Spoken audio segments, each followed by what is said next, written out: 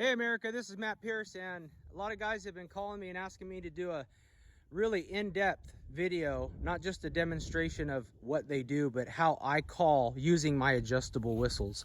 So what I've got here on the table right now, these are all the acrylics that I've got listed. These are golden oak pearl, and you can see, I mean, they're just full of that beautiful pearl color, and you move them around in the light and they come to life. This is black cherry pearl, and you can see the beautiful pearl. They're just beautiful calls, and just come to life in the light. This is black with pearl. You can see all that pearl in there. And this is black with gold pearl. See, turn it one way it's black, turn it one way it's gold. It's sort of like a Lamborghini paint job. These are Cocobolo with sapwood. So I've got two listings on my website. Guys love this sapwood. The sap is just the outer portion of the Cocobolo tree, and you can see it's just as hard as the heartwood. So the sap is the white stuff, the heartwood is the dark stuff, and it really is a cool contrast when it comes to making whistles like that. See that? A lot of times they have that dark line that goes right in the middle. These are the Cocobolo whistles without the sap, and you can see they come from a light amber to a dark chocolate. Cocobolo is just, it's like God made it for whistles and duck calls. It's a wonderful, beautiful wood. Look at that one's got a lot of neat little black lines and dots in it. Really good stuff. So whether it be the wood or the acrylic, it doesn't matter. They all sound the same when it comes to the whistles. Like a mallard call, goose calls, absolutely. Wood versus acrylic, huge difference in the way they sound as far as tone goes. With the whistles, because there's no reed, that's not so much the case. Whether it be hardwood like Cocobolo or this one, this golden oak acrylic, they all blow and sound and function the same. The Cocobolo whistles, of course, it's a wood, so I put a semi-gloss finish on it. The acrylic whistles, I mean, they're really built for life. You're not going to scratch. I mean, unless you're hunting like a concrete blind or something, anything gets scratched in that. But with the acrylic, they don't swell. They don't give you any trouble. The Cocobolo, I machine those so that when they do swell, they still slide, they still work fine. So you'll never get a day where, you know, it's raining a lot and the Cocobolo's like, oh man, my whistle doesn't work. It doesn't do that. They're machined with tolerances so that when the wood swells, they still work and they work fine. I've had them fill up with water before, and the way they're designed, if it gets filled up with water, the first note comes out like a Tweety bird. It's clear, and then it starts to work great. So anyhow, so here in California, guys have really developed a unique style for calling green-winged teal. They get loud, they get aggressive. Now, not every day, and if you're a duck hunter in California, you know this, not every day do they listen to whistles. Not every day do they respond to whistles. There's some days where you're blowing your duck call at any duck is a waste of time.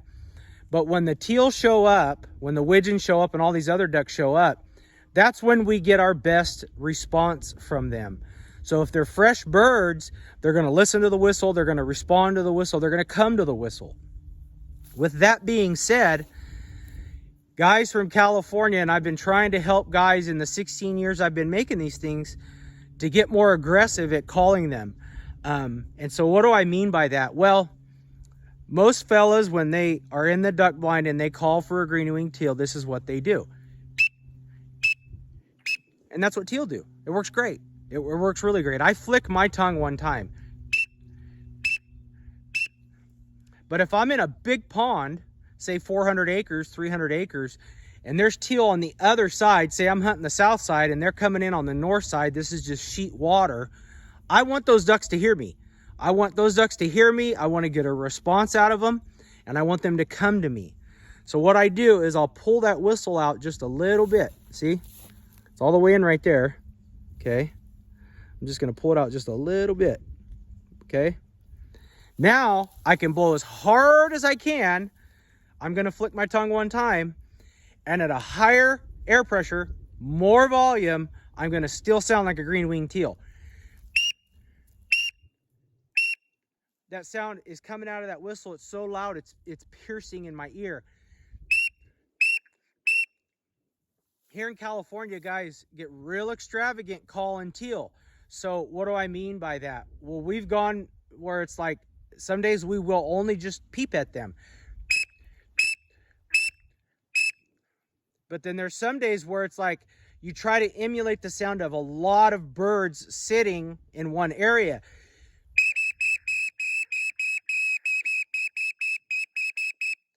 And if you're from California and you've hunted the refuge, the public hunting system and all that, you hear lots of guys doing that, and they get great success on the days that the ducks are listening to our duck calls. So like I said, I'll blow the teal whistle and I'll vary my air from low to high and make it sound like, you know, there's more than 1 or 10 or 15 ducks there.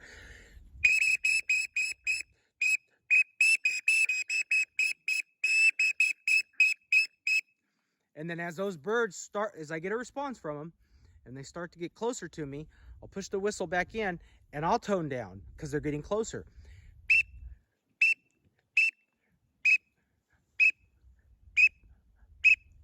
And then hopefully, you know, they're 30, 40 yards and they're within gunning range. So the same goes with the widgeon. With the whistle all the way pushed in, you can blow a soft widgeon, which is low, high, low. And I'm not moving my tongue, I'm just cutting it off in my throat, and I'm going hoo, hoo, hoo. Okay? Hoo, hoo, hoo. If I want to get louder, just like with the teal, all you do is pull it out just a little bit like that, okay? And you blow harder, and you'll still be in that pitch of a widgeon. But now they can hear you on the other side of that big 300-400 acre pond. Okay? As they get closer, push it back in.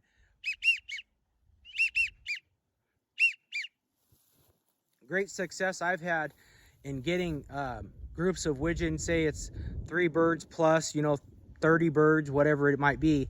It's what I call a bouncing widgeon. So when they come in, especially before shoot time and you hear them flying around, they're real excited. There's a buzz in the air. You can hear them sort of making this sound. And so what I've developed is what I call a bouncing widgeon. And so if there's a group of say 5 or 10 or however many widgeon out working, and I'm getting a response from them, get them to turn. And, you know, widgeons sort of, you can see if they're excited when they're flying in the air. If you've shot a lot of widgeon, you know what I mean. They're kind of zigging and zagging and they're moving around. So in order to get them to come to you and add a little excitement to what they're hearing, which basically you're imitating a lot of widgeon on the water, I do a bouncing widgeon.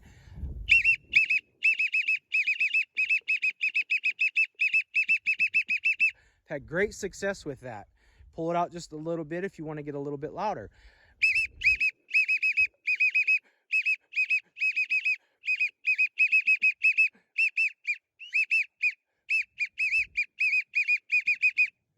Same with the Drake Mallard. So with the Drake Mallard, all I'm doing is grunting through it. So rit, rit, R-I-T, rit, rit. Always the tip of my tongue, I'm pushing into the bottom teeth on my bottom jaw. So whether I'm blowing in my whistle or I'm blowing in my duck call, I don't move the tip of my tongue. And so when I'm blowing a mallard call, it's coming off the back of my tongue and it's coming over, and it's more Rick, R-I-K. R-I-K allows me to keep the tip of my tongue anchored down. Rick, Rick.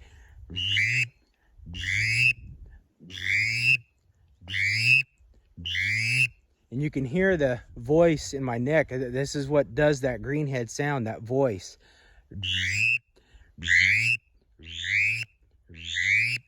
See what I'm doing with my hand? That whistle has a cut that comes out like this. And as the air comes out, I restrict it and let it go. Restrict it and let it go. And it adds that extra detail of what a real greenhead sounds like. And you can really put a lot of air if you can growl in it. I can get pretty good with this thing.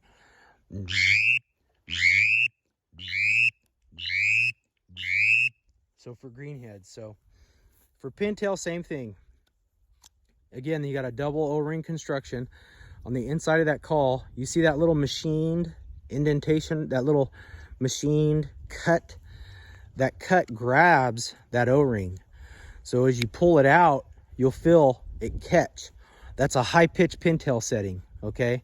So all I do, again, that cut's coming out, and as the air comes out, I'm gonna grab it with my hand, and that adds like a twill, which is as realistic of a pintail sound as I can make.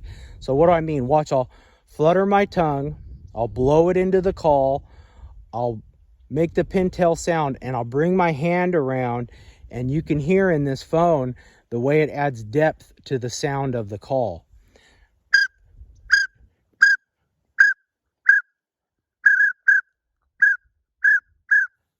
And if as loud as you can blow the air and still flutter your tongue, you can get loud with this pintail call too.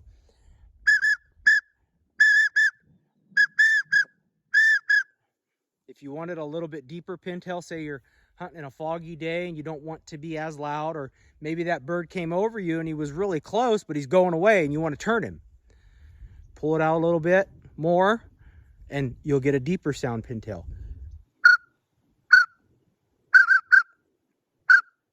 You hear that twill? So again, the first O-ring is your higher pitch pintail for like windy days where you want a little higher sound to get their attention. Pull it out a little bit more until you get the desired pitch of pintail that you want.